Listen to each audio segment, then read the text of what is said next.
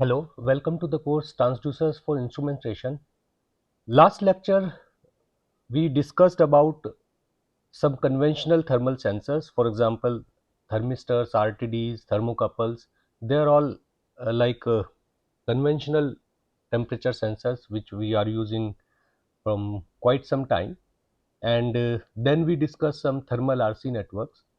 Now today we will discuss some silicon based sensors which we can actually integrate with all silicon devices and make them miniature.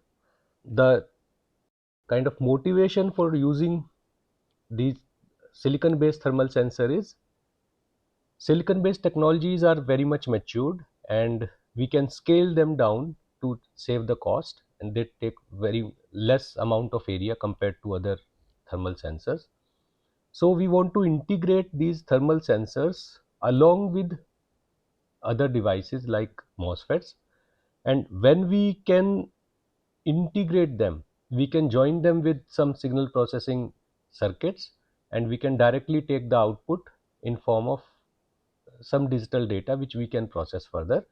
So going with the silicon based devices or silicon based sensors is very much advantageous in terms of the complexity, the amount of cost it involves to fabricate one sensor, though the cost of single sensor can be higher, but if we scale them and we can make them silicon compatible and we can mass production, we can produce them in mass, then the cost of these devices drastically comes down.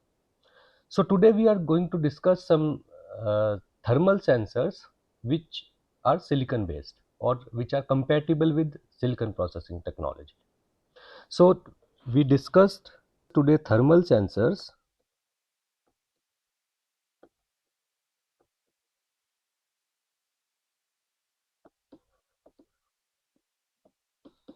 which are now silicon based.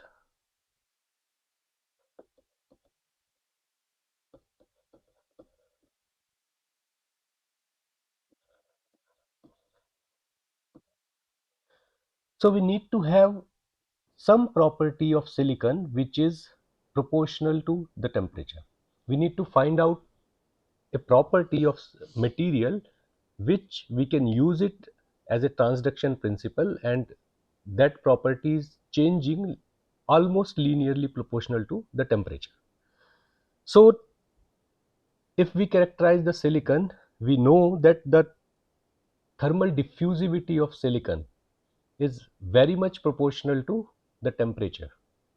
So before this, actually, these integrated sensors are widely used because of their small size, low cost, and ease of fabrication, and their output is digital. Traditionally, we used BJTs or the bipolar junction transistors, where the behavior of these BJTs are very much proportional to the temperature, and BJTs are intrinsically sensitive to the process spread. When we use these BJTs and if there is a process variation because of some process variation or the temperature variation or some other fluctuations in the manufacturing process, the performance of BJT is very much sensitive to these change in the process. So they are not very much immune to these process variations, and that is the problem with BJT in using BJT as a temperature sensor. Though this can be improved by trimming individual devices. For example, we make a BJT using very controlled process, but it is still sensitive to fabrication process. We can trim it down individually.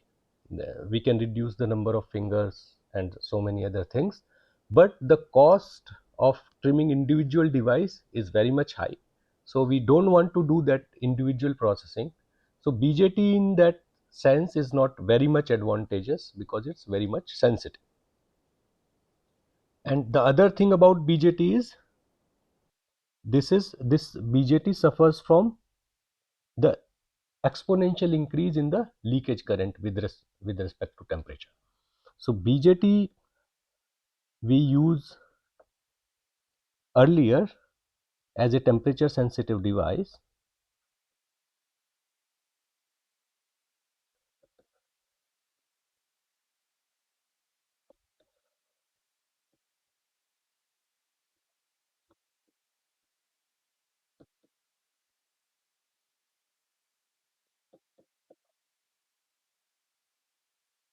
But the problem with BJT is this is intrinsically sensitive to the process spread.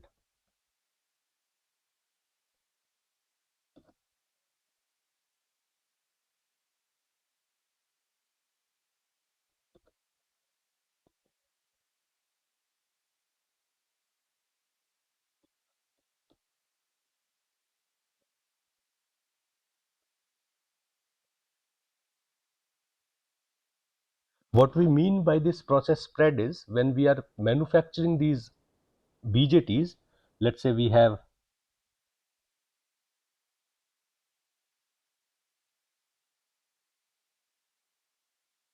let's say emitter, this is base and this is collector, and we are doing this doping here in the emitter and collector.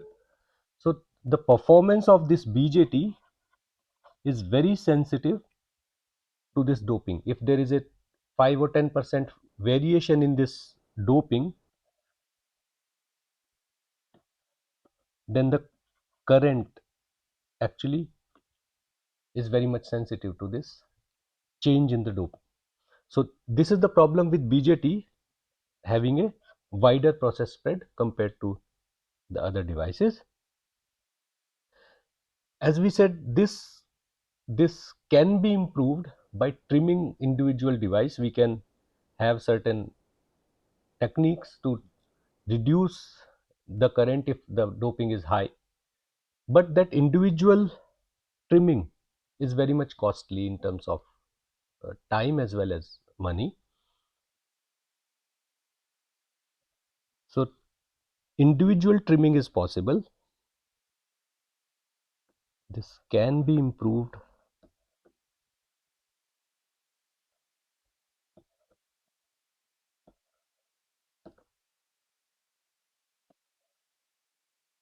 by trimming individual devices.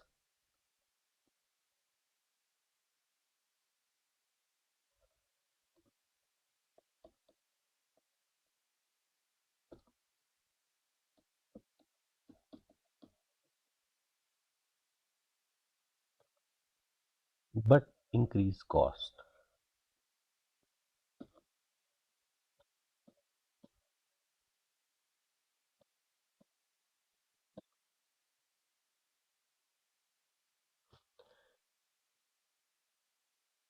And the other problem of BJT is the exponential increase in the leakage current when the temperature increases.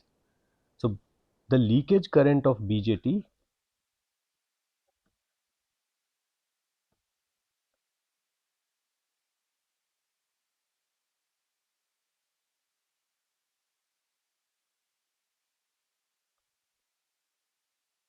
exponentially increases.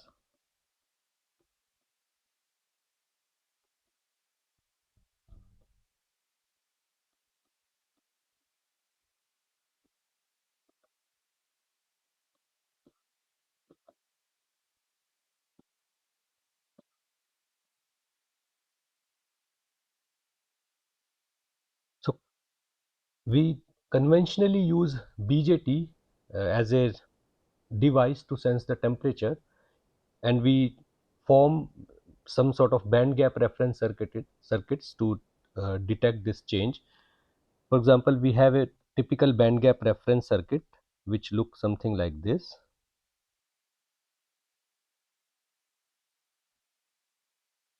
This is R1.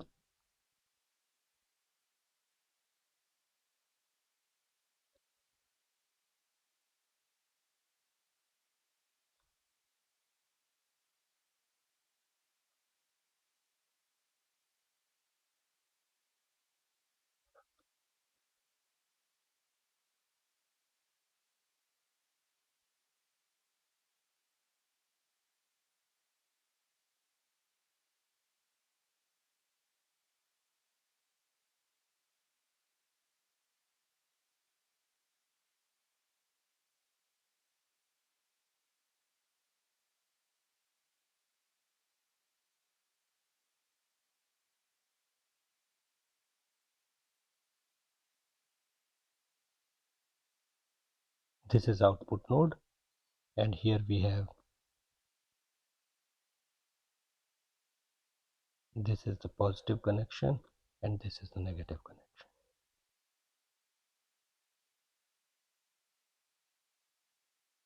This is our BJT T2 and this is BJT T1. This is R3, this is R4. And if there is a current flowing in this arm, which is IC1, and this is IC2, then we can write the delta VBE, the change in the base to emitter voltage, is equal to KT upon Q, where K is the Boltzmann constant, T is temperature and Q is the charge, into log natural IC1 upon IC2. So here we can see this change in the voltage delta VBE, which is sensed by this comparator. This change in the voltage is proportional to the absolute temperature T, and if temperature is changing, then we have a large change in the base to emitter voltage. So in this way, this circuit is actually detecting the temperature change, but the problem, as we discussed here, is the process spread. Our BJT is very much sensitive to the process spread. If there is a slight fluctuation in terms of doping, in terms of the area or the geometrical lengths, the parameters, then this change very much affects these IC1 and IC2, and because this is a, the delta VBE is now proportional to IC1 and IC2 as well. So this circuit is very sensitive to this process spread or this change in the current, and this can be tuned, but the cost of tuning is very high. And of course the leakage current, which we have not considered here in this formula, but that leakage current also increases exponentially with the temperature. So these are the problems exist with the BJT devices when we use BJT as a temperature sensing device. So let's discuss some other type of temperature sensor where we don't use BJTs, we use some inherent property of silicon to detect the temperature. For that, actually we need to find out a property of silicon or a property of material which changes with the temperature. So for silicon, we know that the thermal diffusivity of silicon is a very good parameter which actually has a temperature dependence. So we have a thermal diffusivity of silicon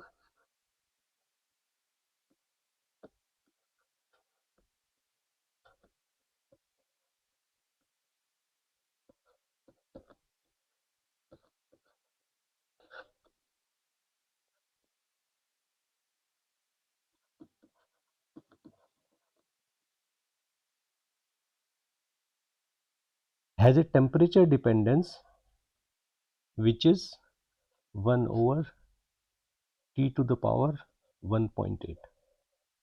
So this is the relation of temperature with the thermal diffusivity in case of pure silicon, and because the silicon we use in IC fabrication process is very much pure, so the thermal diffusivity actually shows this kind of relation in real life because the silicon is very much pure.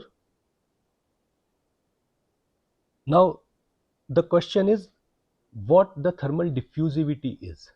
So thermal diffusivity is the rate of heat flow in the silicon is the thermal diffusivity. For example, we have silicon material, the one side is at temperature T1, other side it at temperature T2, then the heat will flow based on the difference of temperature T1 minus T2. The rate of this heat flow This is called thermal diffusivity, and this rate of flow depends on the actual temperature of silicon. Let's say the silicon slab is at temperature T. So the heat flow from T1 to T2 depends on the actual temperature of silicon, which is T. So the thermal diffusivity of silicon here is proportional to 1 upon T to the power 1.8. So this is the relation experimentally measured for pure silicon. And thermal diffusivity, as we discussed, let's say we have a slab of silicon.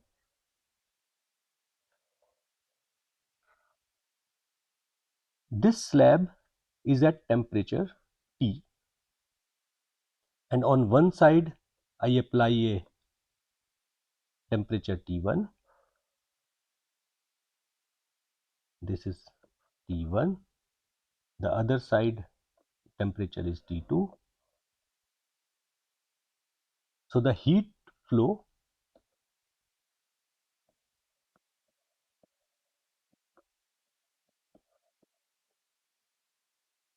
is proportional to T1 minus T2. But the thermal diffusivity, the rate of this, how much fast this heat will flow from T1 to T2, that depends on 1 upon T to the power 1.8. So this is the relation experimentally known, and now we want to use this information to make a thermal sensor.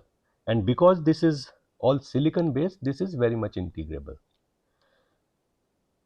So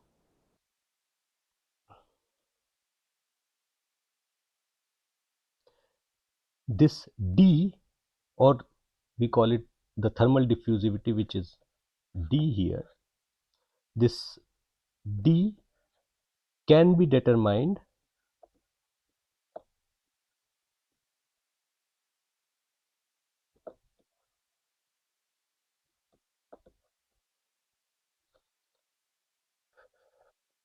by measuring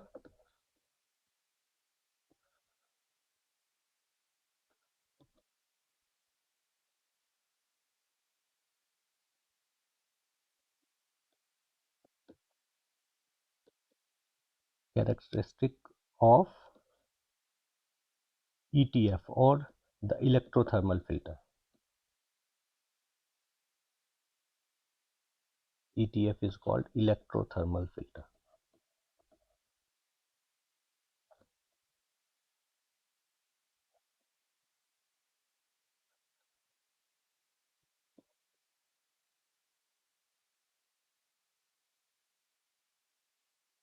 So the sensor which we can make will something look like this. We have a piece of silicon.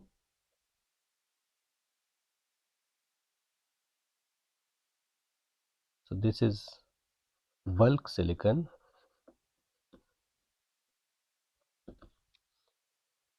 In this silicon, we grow a thermal oxide on top.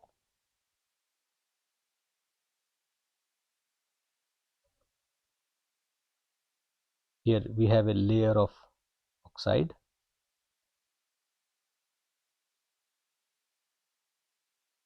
and in this silicon, on top of we have oxide. We fabricate two elements. One is the heater and one is the temperature sensor. So we have a heater here.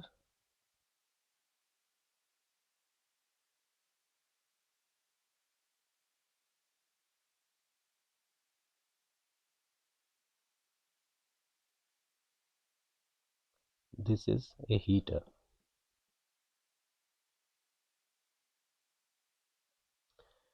And apart from this, let's say we have 100 micron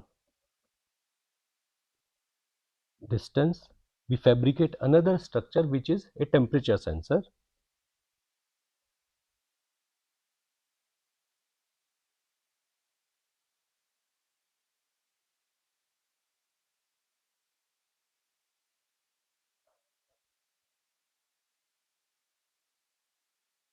This is temperature sensor.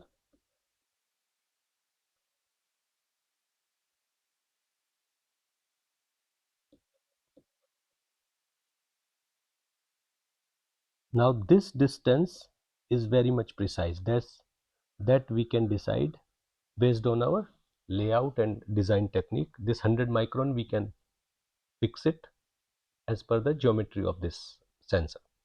So now we have this silicon, on top we have oxide, and we have two elements, which is heater, and the other element is temperature sensor. Now this silicon has a temperature of T. Let's assume the temperature of this slab is T. Now at this heater, this can be excited electrically, which we can apply a electrical pulse and it will generate the heat accordingly. So we have, let's say the input is a pulse,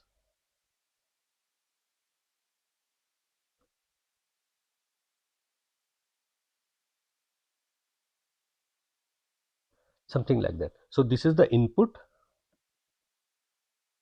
which we are applying to the heater.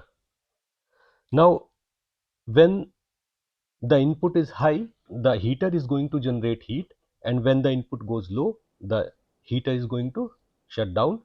So if we see, the heater is going to generate the heat pulses as per the input applied. Input is a pulse, so the output of heater will also be pulsating in nature, but that will be heat pulses. So there will be heat pulses generated here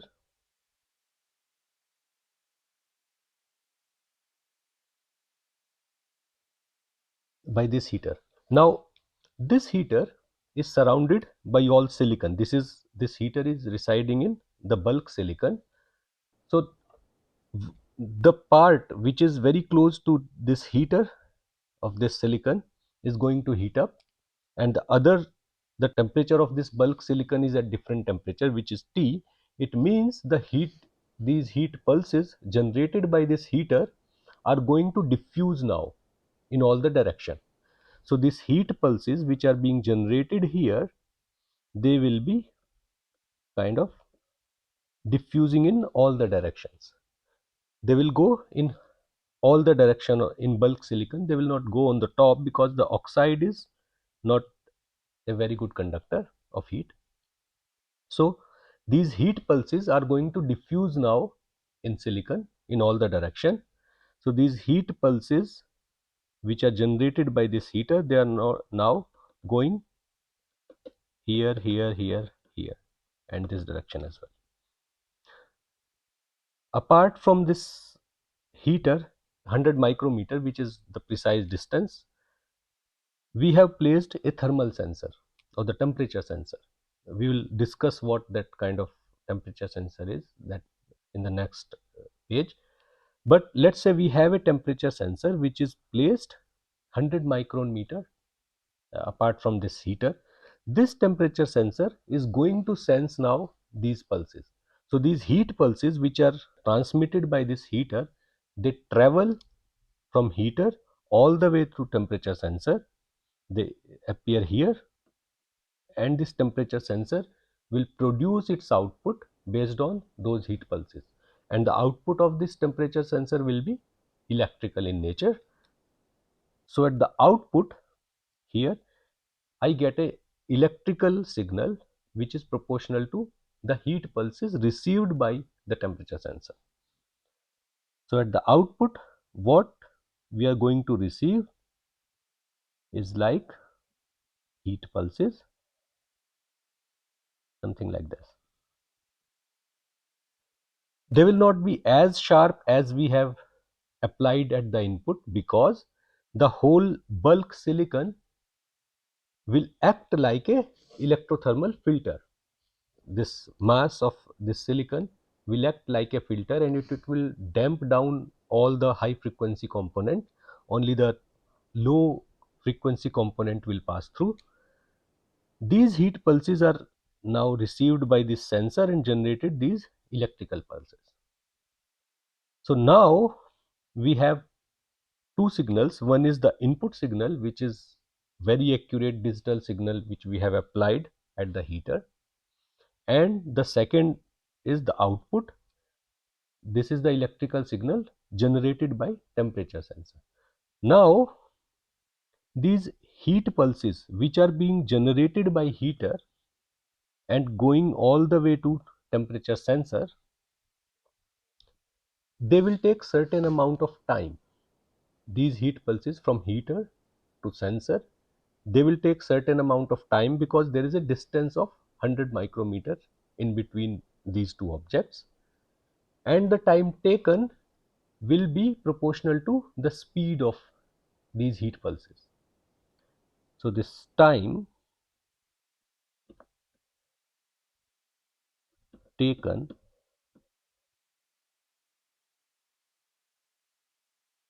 is equal to 100 micrometer, which is the distance between these two objects, divided by the effective velocity of these heat pulses. And this velocity of heat pulses is nothing but the thermal diffusivity, how fast the heat can diffuse in the silicon from one point to other. So this velocity is proportional to the thermal diffusivity, which in turn proportional to my absolute temperature. It means if my bulk silicon, this whole slab, if this whole slab is at higher temperature, my thermal diffusivity will be lower.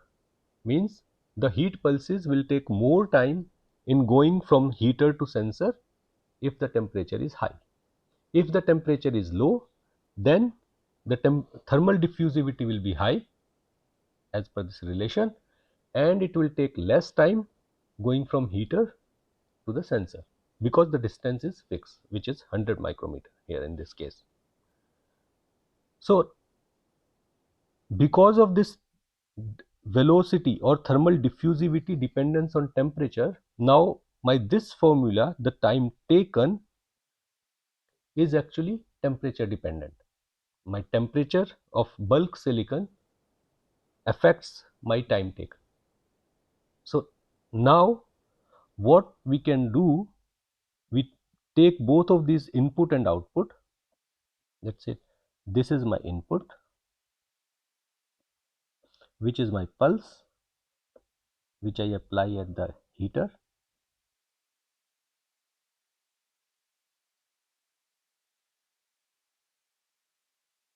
and this is my output, which I generate using this temperature sensor. This generated output will be slightly delayed because pulses will take time in traveling from heater to sensor.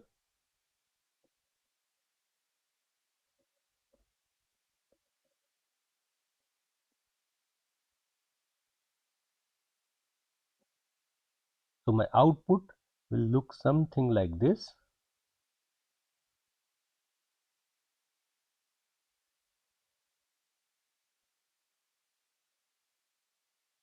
And there is a phase difference between input and output. If we see closely, the rising edge of input is at this point and the rising edge of output at this point, and this is the phase difference. This difference is between input and output.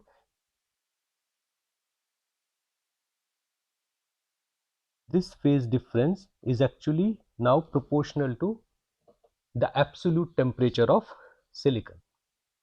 So input we already know because we are applying this input through some digital electronics, and output is generated by this sensor, and this is electrical output which goes to some electronic circuitry. There we can compare both of these input and output and figure out how much is the phase difference between these two waveforms. This phase difference is proportional to the thermal diffusivity, or in turn the temperature the of the bulk silicon. So by this measurement of phase difference, we can find out how much is the temperature of this bulk silicon.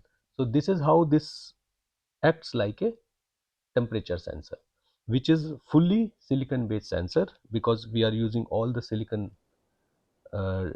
material only, and this phase difference is proportional to my thermal diffusivity and in turn the temperature.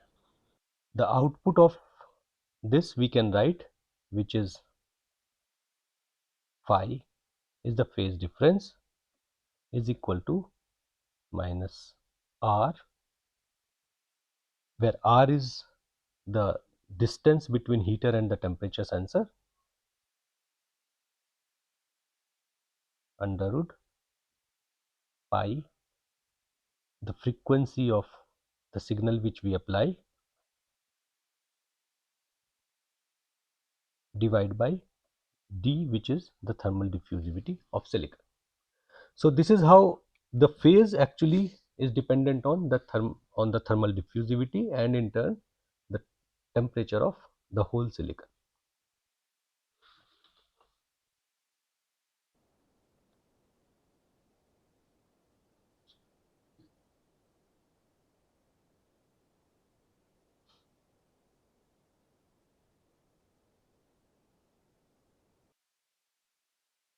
So this is the silicon based temperature sensor, and this is the cross sectional view of silicon based sensor.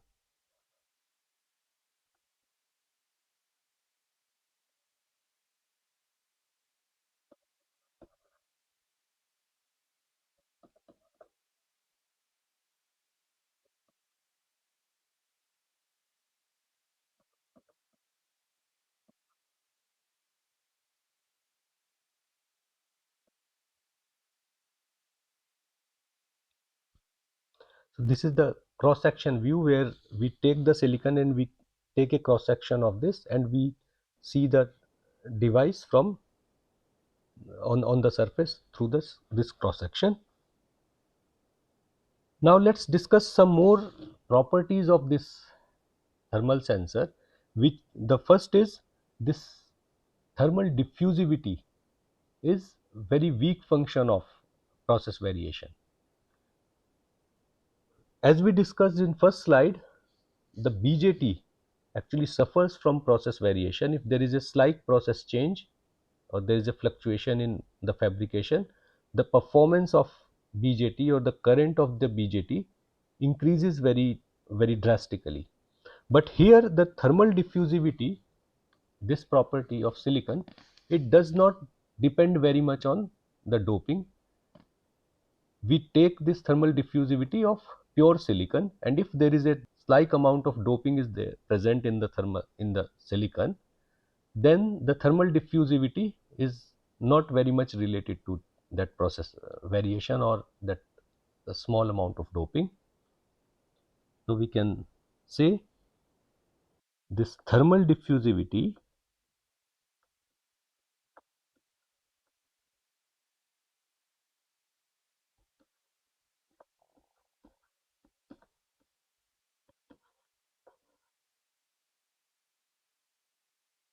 is weakly sensitive to process doping.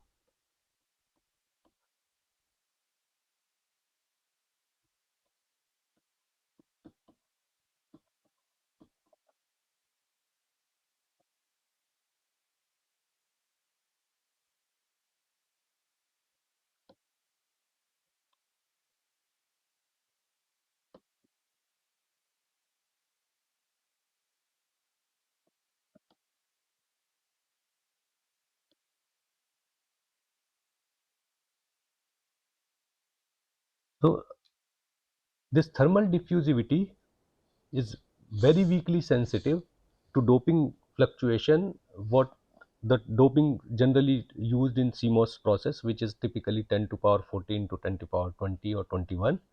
In this amount of doping, the thermal diffusivity is very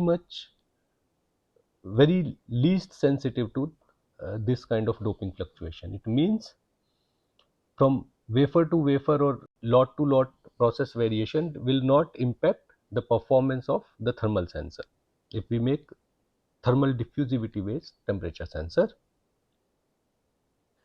The other point is these ETFs, they do not require trimming. These ETF or electrothermal filter, they do not require trimming.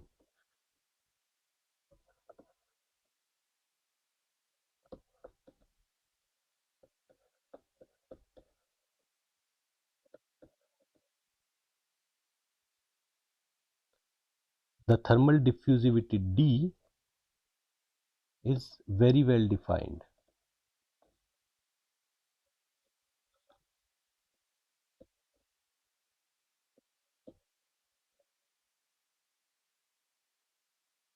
Very well defined for IC grade silicon.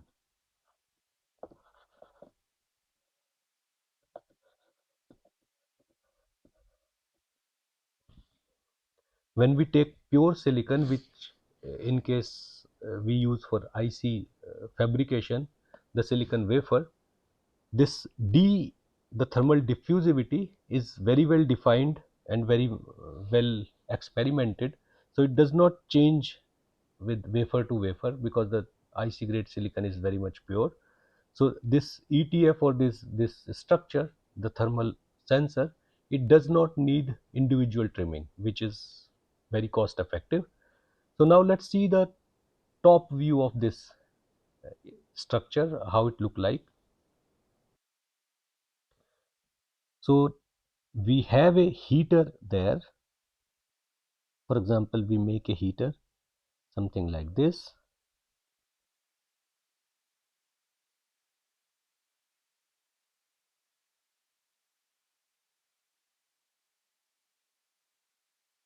So this is a heater with two terminals where we apply electrical input. On the periphery of this heater, at a certain distance, let's say 100 micron, we have the temperature sensor which we are going to place now around this. So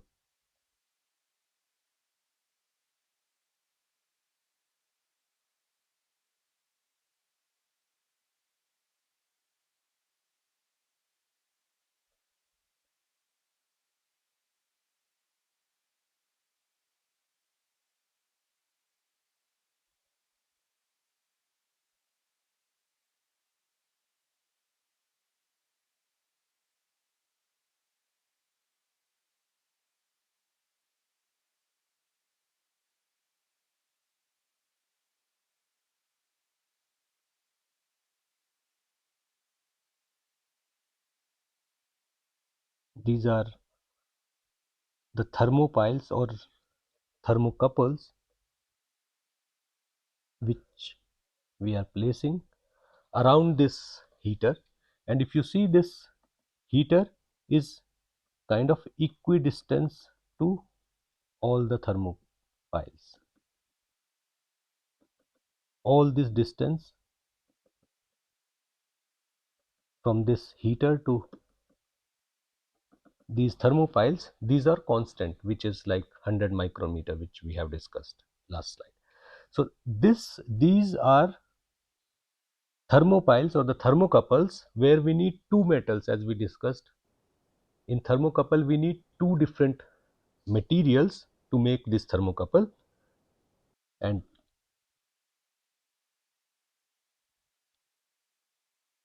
this thermocouple is connected in series with other, and this is connected in series with the other thermocouple.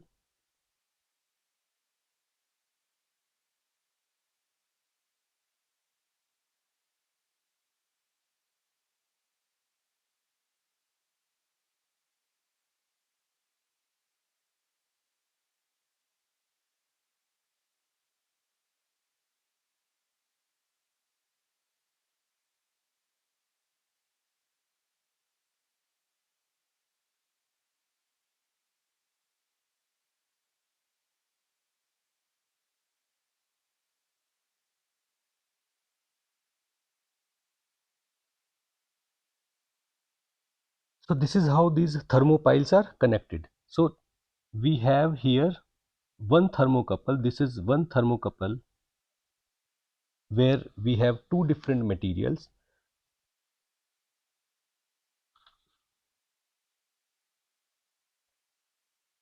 So these thermopiles or thermocouple is made of N plus diffusion layer.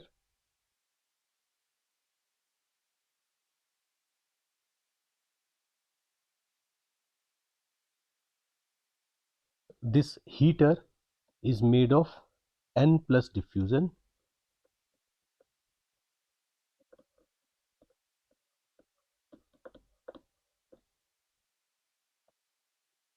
and these thermopiles are made of P plus diffusion,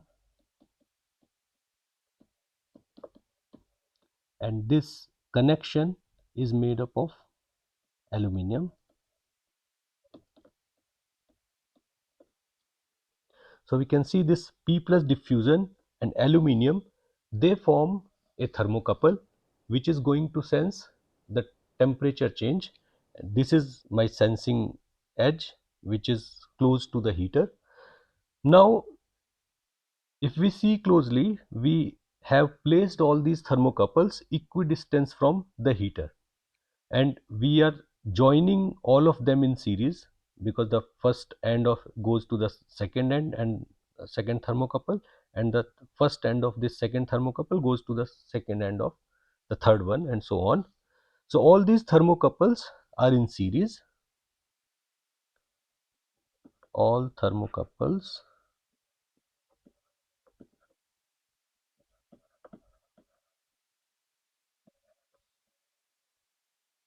are in series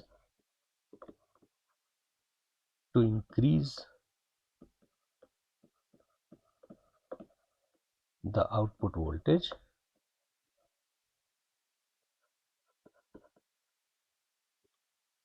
and they are placed equidistant so that when the heat is generated by this heater, this is going to diffuse in all the direction. So we need to make sure when these heat pulses are reaching at the thermocouples, it reaches at the same time to all the thermocouples. We have 8 thermocouples here. So this heat pulse which is generated at the center, this need to reach at the same time to all the thermocouples. So we have placed this sensing edge such that this has same distance from this heater, which is fixed like 100 micrometer. And now this aluminum and P plus diffusion, they are different materials, so they will act like a thermocouple. In thermocouple we need two different materials. So here we have P plus diffusion and aluminum. The pair of this P plus and aluminum makes a thermocouple, and now we use 8 thermocouples, connect them in series to get more output voltage. So we apply this input here at the heater, and we get the output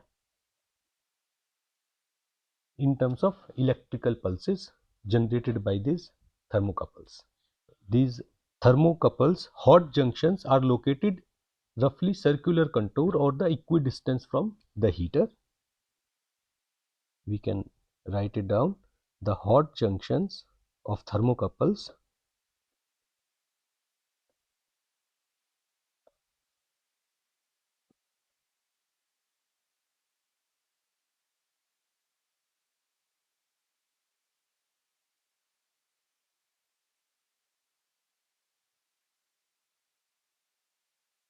is roughly circulated.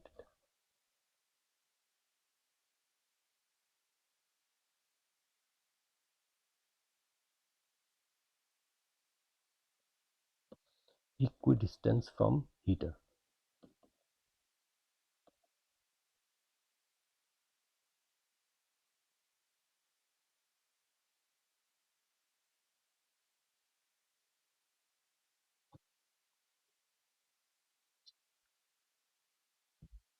So when a heat pulse is generated from this heater and reaches this thermocouple, this edge, so this heat pulse reaches at the same time to all these thermocouples, and these are placed roughly in circular fashion so that the is same.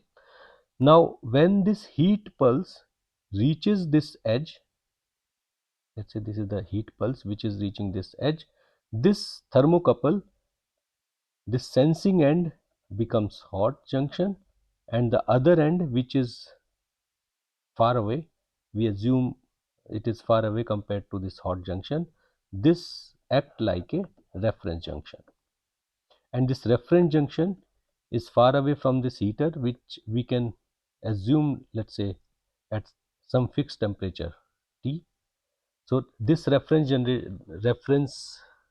node and this hot junction, the difference, the temperature difference between this hot junction and the reference junction, this gives rise to the thermocouple voltage, which is added up in series by all these thermocouples and generates the output at the top end. So in this way this thermal sensor works, and it senses the temperature of the silicon slab and gives the output as a electrical signal.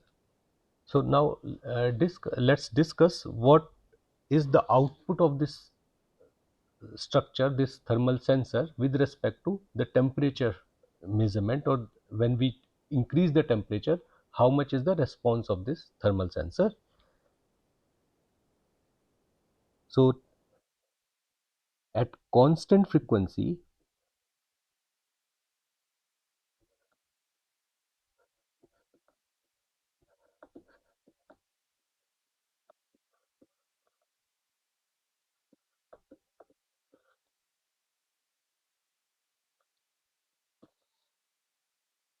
the phase output of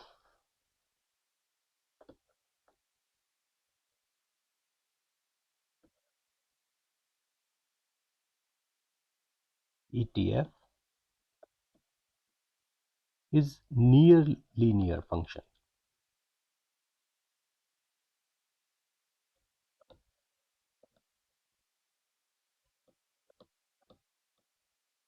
or we can say t to power 0.9. If we remember from last slide, the diffusivity is proportional to t to the power 1.8, inversely proportional, and because d comes in the under root, so the the effective phase output phi is actually is almost a near linear. It's not perfectly linear, it's not t to power 1. In fact, this comes out at t to power 0.9, but it's okay, it's very much kind of very close to linear. So phase output of this is near linear with temperature.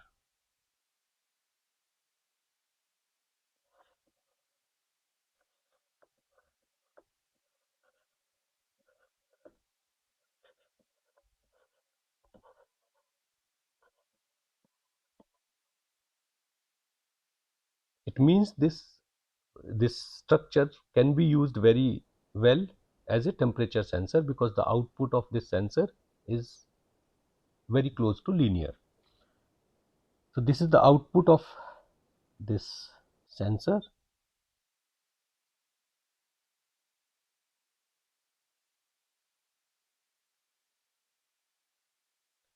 X-axis is the temperature which we are changing, and on the y-axis we have the phase difference,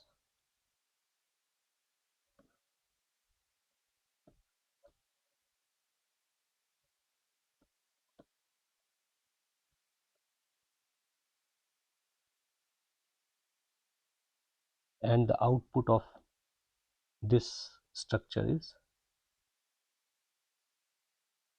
something like this.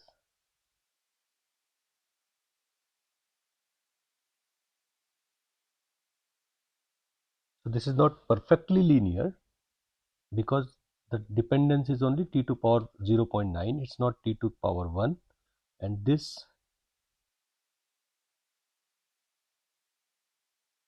is the output of this structure, which is silicon based sensor. The phase difference is actually a near linear function of temperature. It's almost a almost a linear function. Linear can be something like this, but it's more or less linear. So this is the case when we use bulk silicon.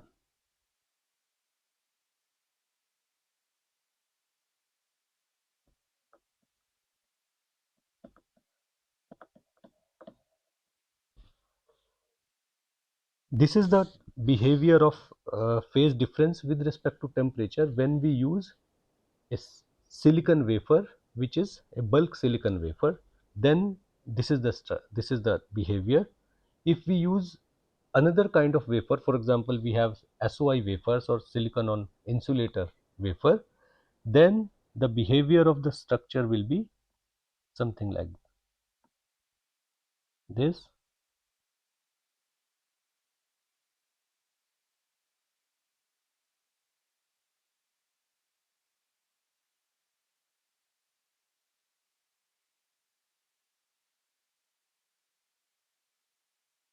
So this is the case for SOI wafers.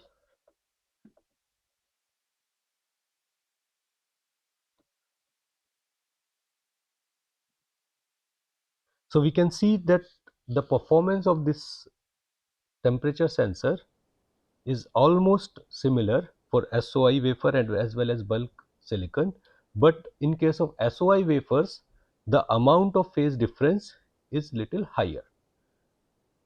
That is because the SOI wafers, we have another oxide layer which is below the silicon oxide. So when we are generating heat pulses, the heat does not diffuse through the oxide layer, and we have on the top we have oxide layer and the bottom we have oxide layer. So this SOI device is the silicon which is trapped between these two oxide layers. The heating of these SOI devices are much higher compared to the bulk devices. That's why we see a difference in the phase difference here for SOI wafers as well as the bulk silicon. So SOI wafers, we get more phase difference compared to the bulk silicon.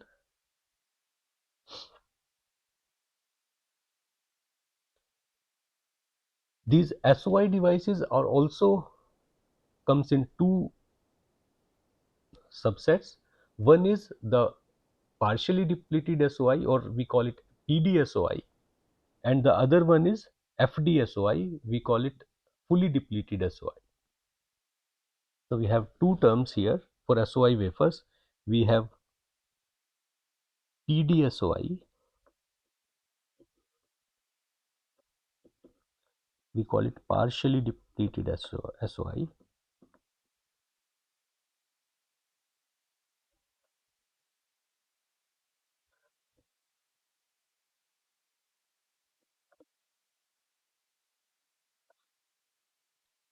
and we have another FDSOI,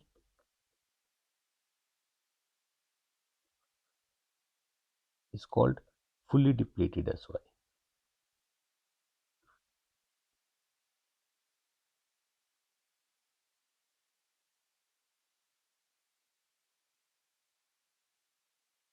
In case of PDSOI, which is partially depleted SOI, the amount of silicon is more on top of oxide.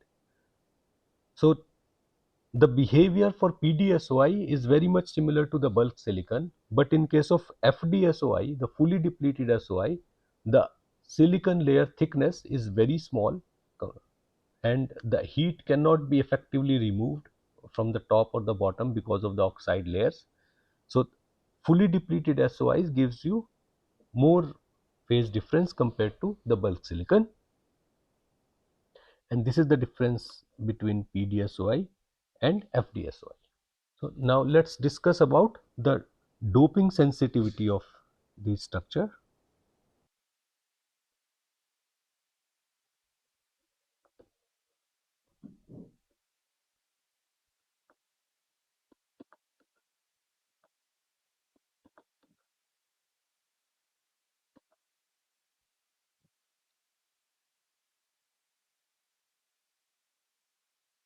So these ETF or these electrothermal filters, these are electrical devices where we are measuring the electrical performance of these thermocouples. They are not very much sensitive to the process fluctuations, for example, doping fluctuation or a little bit of geometrical fluctuations. They are not very much sensitive to those kind of fabrication based changes. So these ETFs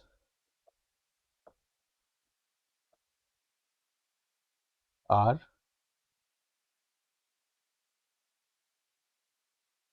much less sensitive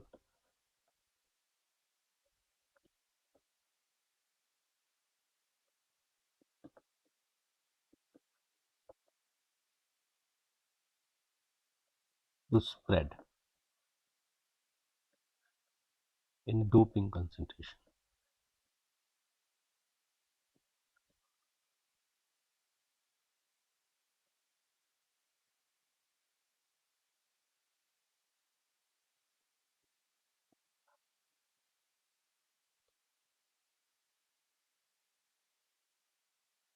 So doping concentration, if there is a change, it does not impact much the performance of ETF, though if the doping levels are very high, then it can contribute to the performance change in ETF, because in that case, if the doping is really high, then the second order effects will also come into picture. For example, the thermal diffusivity of silicon, which we have assumed 1 upon T to power 1.8, that is in case of pure silicon. But if the doping levels of silicon is very high, then we can no longer assume that silicon is in pure state. Then this thermal diffusivity factor changes, and because of that the performance of ETF will actually change. So the high levels of doping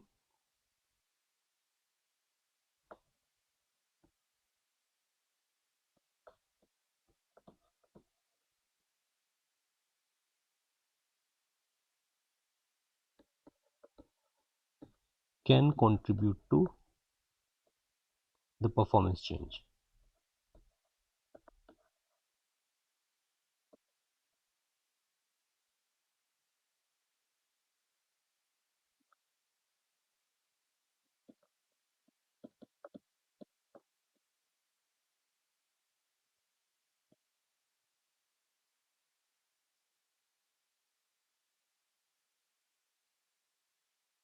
We can consider case where the experiments are performed using N++ implant, which is very high implant and normally used to reduce the resistivity of silicon well. So there is an experiment which was conducted.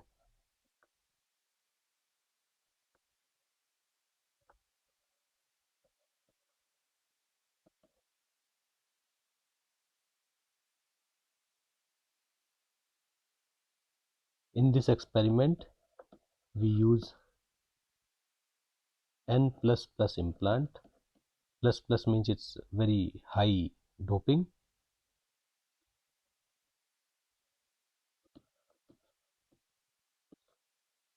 This is normally used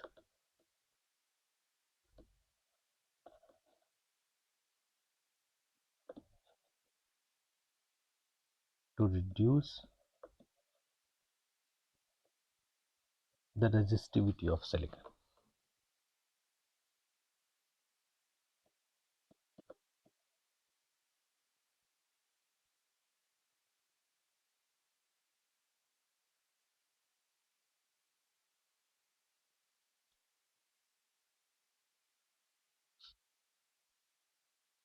So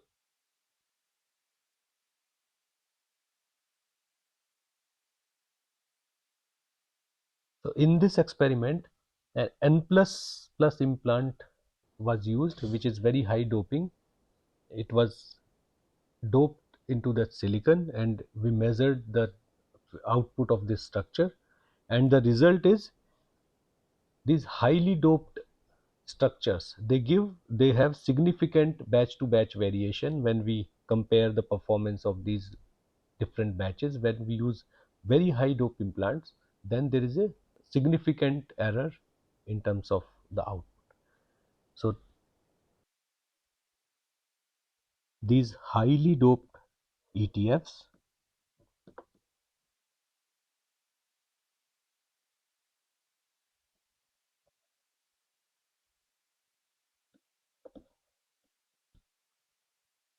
was found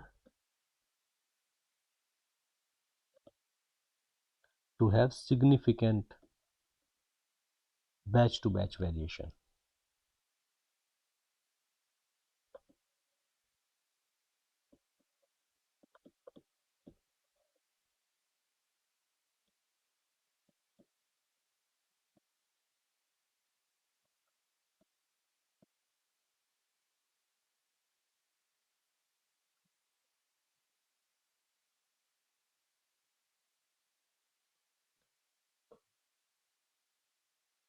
So for example, we have the same structure as we discussed earlier.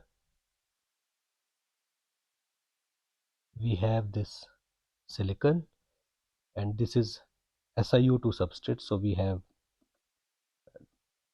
this is SOI wafer.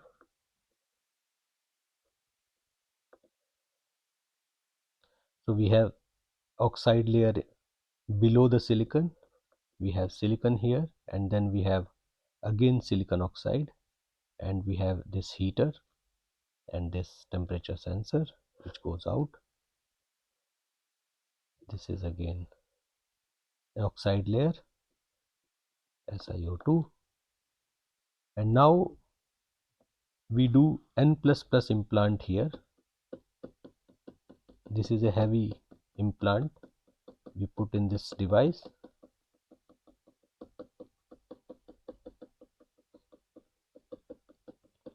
Now we cannot assume that this silicon is in pure state and the D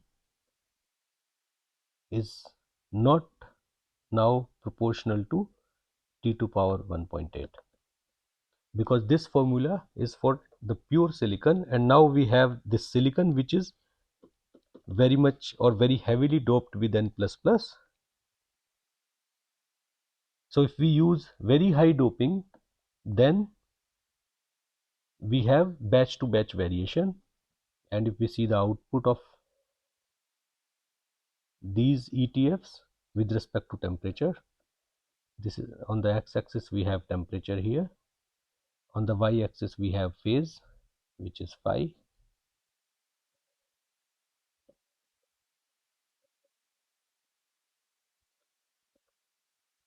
So if we plot,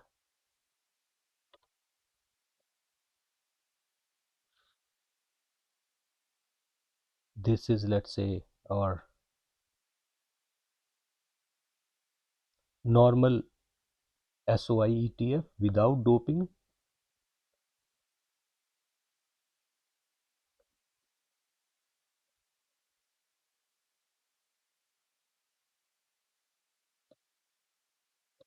then if we plot this on the same graph, if we plot the performance of SOI ETF with N plus plus doping, it will look something like this.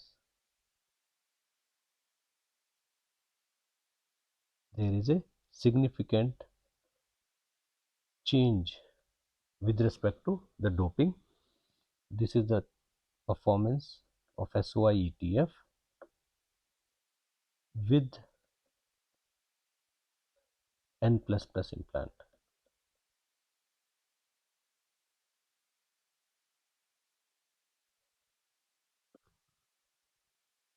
So this is the performance change of this ETF if we have a very high doping placed in the silicon device, which is very unlikely, because when we make these silicon devices, we allocate a separate space for these wafers, and we do not put this kind of heavy dopings when we are fabricating these structures. So this is unlikely, but for to understand what is the effect of doping, this is beneficial to analyze these cases when we have doping. So in a reasonable amount of doping, which is 10 to power 14 to 10 to power 20, this does not impact very much the performance of these ETFs. And this kind of sensor, which is completely silicon based, this silicon based sensor can be used as a temperature sensor. This is for fully integrable with silicon devices. All the process steps are compatible with CMOS fabrication, and this is the performance of these ETFs, which are fairly linear. Having a linear performance, linear output with respect to the input measurement is very advantageous and very beneficial for all the sensors. And here we see this silicon based sensor is the output actually is very much linear with the input measurement, which is temperature. So today we discussed the thermal sensors, which is completely silicon based or silicon integrable devices. So this is all for today. Thank you.